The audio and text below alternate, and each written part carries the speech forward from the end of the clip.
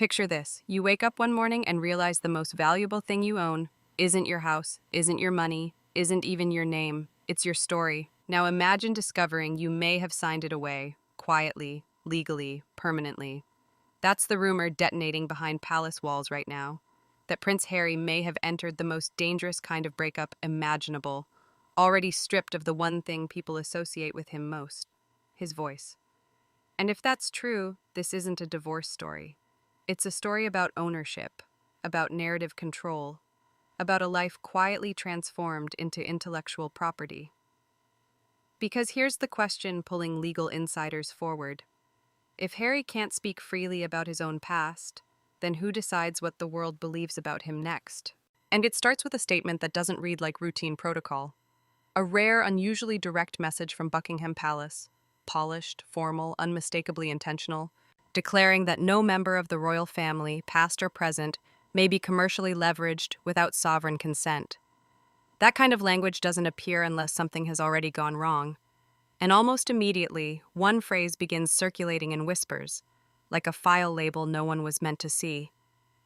Page 14, Clause 7, not a headline, not a rumor, a clause number, which raises the question that makes this story dangerous. Why would a single line in a private agreement matter more than everything else? Here's how the claim is being repeated. Somewhere inside the couple's marital paperwork, described in these accounts as an amended agreement layered into earlier documents, there's a provision that grants Meghan Markle control over Harry's narrative rights. In simple terms, the allegation says Harry would need Meghan's written approval to speak publicly, through books, interviews, documentaries, dramatizations, even future inspired-by projects, about his own life story, his childhood, his military service, his trauma, his years inside the institution.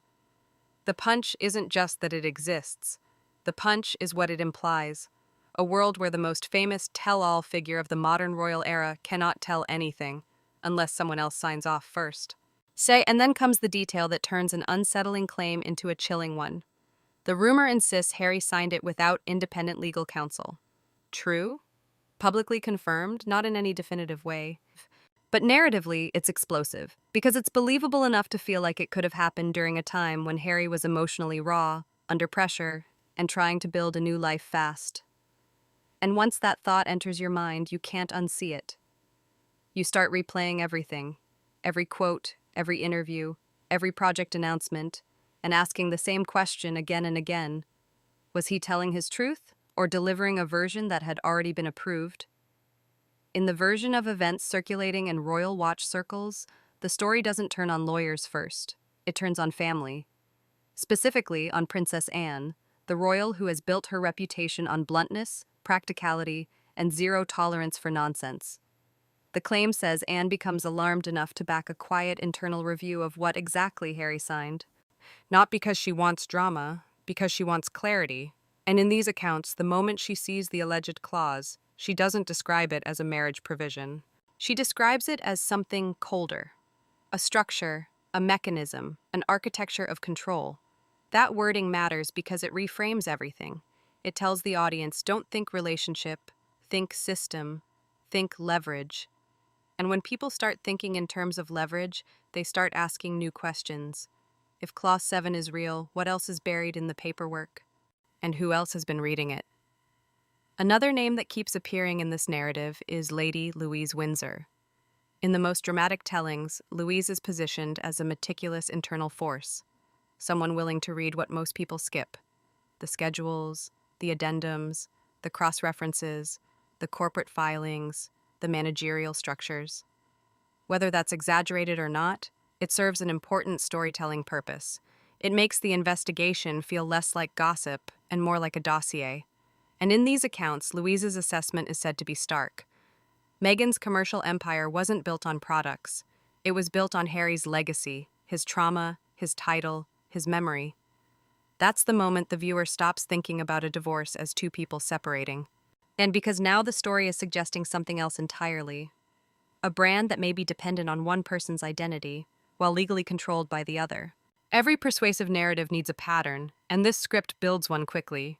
It points to Meghan's earlier divorce from producer Trevor Engelson, often described here as clean, strategic, and legally airtight, Minimal lingering entanglements, clear severance, decisive exit.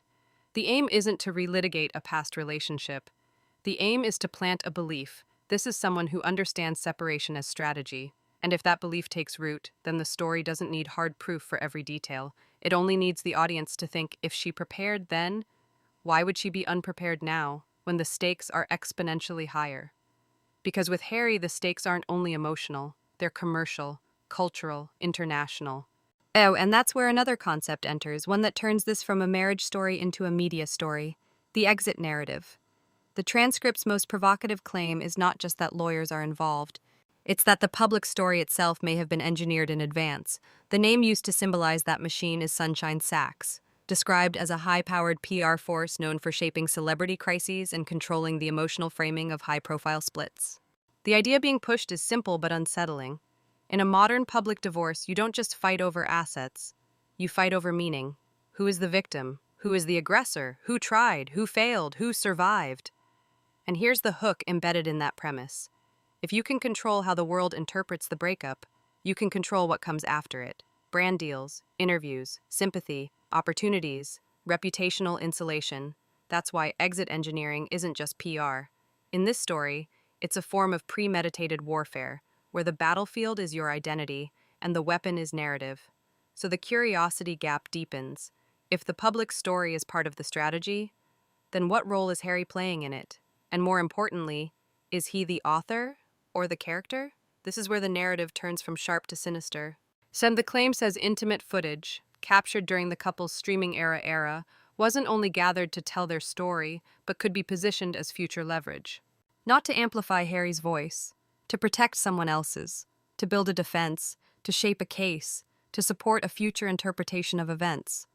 Whether you believe that or not, it's powerful because it triggers a modern fear. That being recorded isn't always the same as being understood. That footage doesn't simply show what happened, it shows what can be edited to look like what happened. And once you accept that possibility, a new question appears. If the camera was always rolling, who decided what it was rolling for?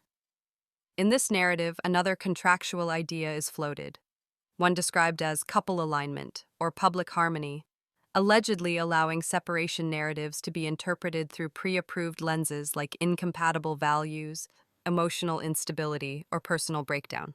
Here's why that hits. Because it suggests the story doesn't begin at the divorce. It begins at the framing, and if the framing is pre-built, then the ending isn't discovered, it's delivered. That's the moment the viewer feels the trap, not legal trap exactly, a psychological one. If your public self can be defined by clauses and edits, then you can lose your reputation without doing anything new, because your past can be relabeled. So the audience keeps watching for the next reveal. What happens when the paper reality collides with the human reality? The transcript then shifts into one of the most retention-heavy devices in this genre, the confidential memo list. It lays out the alleged dangers Harry faces if he initiates divorce proceedings. He could lose significant property depending on how marital assets are classified. He could lose control of business interests if the governance structure defaults to one managing member. He could face limited custody leverage due to geography, residency, and absence arguments. He could be blocked from publishing or monetizing anything tied to his royal past. He could face complications with inheritance structures if association and titles are leveraged in certain ways. But the most brutal consequence isn't a dollar amount, it's silence. Because if Clause 7 is as expansive as alleged, Harry might not be able to defend himself, publicly or even strategically, without permission. And if you're thinking, that sounds impossible, that's exactly why this rumor is so sticky. Because it doesn't threaten money, it threatens identity. Then comes the long timeline section, the part designed to make the story feel documented.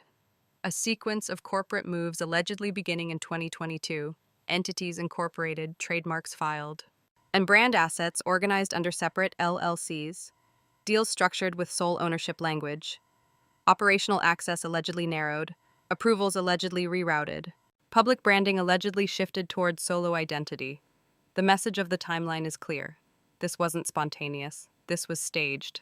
And staged is the most dangerous word in a story like this because it forces the viewer to reinterpret everything that came before. Every smile becomes a scene, every event becomes a step, every public moment becomes part of a plan. And when an audience starts watching a marriage like they're watching a heist, you've got them. Because now they aren't waiting for romance to end. They're waiting for the reveal. Just as Clause 7 settles into the viewer's mind, the narrative introduces a second alleged threat, a dissolution clause tied to jointly produced narrative material. The claim says that in the event of separation, jointly produced content, archival footage, interviews, behind-the-scenes recordings, unreleased materials, could be reviewed and controlled by a designated lead manager. In this telling, that lead role is Meghan. If true, that the archive becomes more than memories, it becomes a vault, and vaults can protect, or they can hold hostages. Because unreleased footage doesn't have to be published to exert pressure, it only has to exist. And that idea creates another curiosity gap the script exploits perfectly. What's in the archive that the public has never seen? And who gets to decide whether it disappears or reappears at the worst possible moment? Now the narrative shifts location, because stories like this always do. It narrows from institutions and clauses to one stage, the home. Montecito, the public symbol of independence, becomes, in this telling, the center of a financial squeeze and a spiritual implosion at the same time. Claims of aggressive lending, claims of foreclosure notices, claims of canceled pipelines, claims of internal audits raising red flags, claims of lifestyle downgrades and quiet retreat. And again, whether the specifics are accurate isn't the point of the script's momentum. The point is the feeling that the walls are closing in. And then comes the line that functions like an emotional knife. Do my children even count as Windsor anymore? That question is not about genealogy, it's about belonging. And once the viewer is emotionally anchored to that, they'll follow the story anywhere, because now they're not watching a legal conflict. They're watching a person realize he may be losing his place in the world. The narrative then pivots back to the monarchy and reframes the institution not as a passive observer, but as an active defender. In this telling, the crown responds by building a firewall around its future, protocols invoked to prevent unauthorized use of minors. Licensing threatened, royal collaborations suspended, third-party content flagged, disclaimers introduced, a new moral message pushed to the front. Children deserve a life free from exploitation. And then, the most modern detail of all, the idea of locking down unreleased images, voice data, and archival materials to prevent future AI training, merchandising, or dramatization. This isn't an old-world palace move. It's a 21st century one. It's the monarchy acknowledging that today, identity doesn't just live in photos, it lives in datasets. So here's the hook the story plants at this stage. If the crown is taking measures this extreme, what did they see that made them decide it was necessary? At the emotional center of the narrative is a turning point. Harry, allegedly relocating to a secure royal residence away from media, requesting a full briefing on every contract he signed in the past several years. Not a summary, not talking points, the pages, the signatures, the clauses. Because in this story, he isn't just trying to save money, he's trying to recover selfhood. And he asks the most haunting question in the script, because it isn't legal language, it's existential language. If I lost my story, do I still exist in theirs? That's the line that makes the audience stop thinking about who's right and start thinking about what is real. Because if someone else owns your narrative, you can be erased without disappearing. You can be alive and still lose your voice.